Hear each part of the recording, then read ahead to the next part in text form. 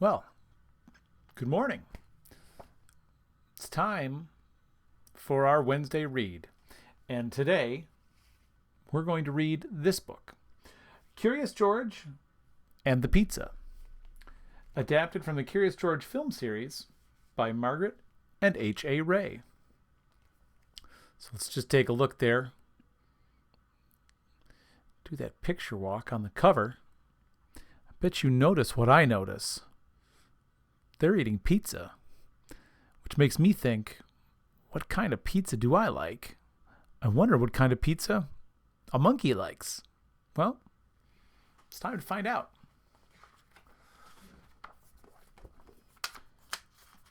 Curious George and the Pizza. "Let's go out for pizza tonight, George," said his friend.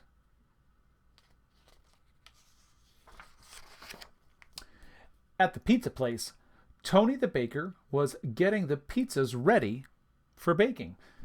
He flattened out a ball of dough into a large pancake and tossed it into the air.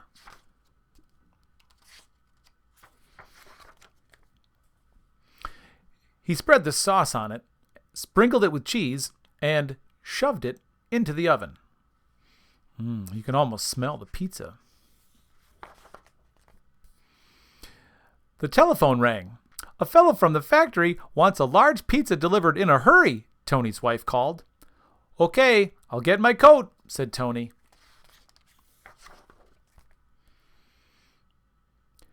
George was curious. Could he make a pizza too? He jumped up on the counter and took some dough.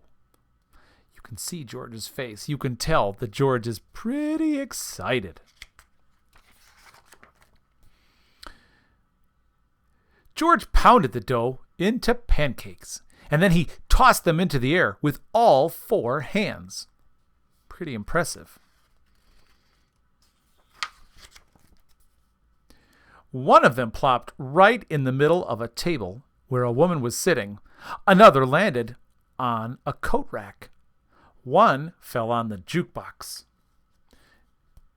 That jukebox is a way we used to play music when you were in a restaurant. You'd put in a quarter or a nickel, and it would play one of the record albums. One landed smack on Tony's head. Plop. "Who did that?" he shouted. You can tell by his face, he's kind of grumpy. George was scared. He ran out and jumped into a small truck to hide. I wouldn't want to get in trouble either. Oh my. "That customer is still waiting for his pizza," said Tony's wife. "You'd better hurry. They'll be closing the factory in a few minutes." "Oh, I forgot all about it," Tony said. Quickly, he packed the pizza into the back of the truck and drove off. George was trapped inside. And you can tell just how George feels by the look on his face. The truck sped up to the factory, but it was too late. The gates were locked. "Oh no," Tony groaned. "How will I ever deliver the pizza?" This is a perfect spot for you to stop and think, what do I predict?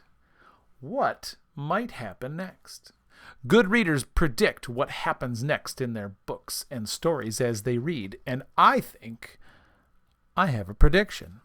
I wonder if you have the same prediction. Let's find out. He opened the back door of the truck, and there was George. "So that's where you've been hiding. You bad little monkey," Tony cried. Oh. He reached to grab George, but then he stopped. "I've got an idea," he said. "You're just the one I need." How good that George was a monkey. Were you thinking the same thing I was thinking? That George was going to help deliver the pizza? I thought so. "Look at that!" shouted the factory guard. "A monkey delivering a pizza." "Thanks, George," said Tony. "You made up for all the trouble you caused. I'm going to make a special pizza for you and your friend when we get back." That's very nice. And that's just what he did. Take a look. I think it looks like cheese pizza. What do you think? Well, I hope you enjoyed this reading of Curious George and the Pizza. Now, I'd like you to take a second, and I want you to think. If you worked for Tony, or if you had your own pizza shop, what kind of pizza would you make for Curious George? Today, for your work on Seesaw, I want you to think of and draw your Curious George pizza. Maybe it has something that monkeys like to eat. Remember, you have to be the pizza designer. So you draw what kind of pizza you think George would like to eat. You can do that on Seesaw, or if you'd like, you can use crayons or markers or pencils wherever you are and draw a picture on paper. Take a picture with your iPad and post it to Seesaw.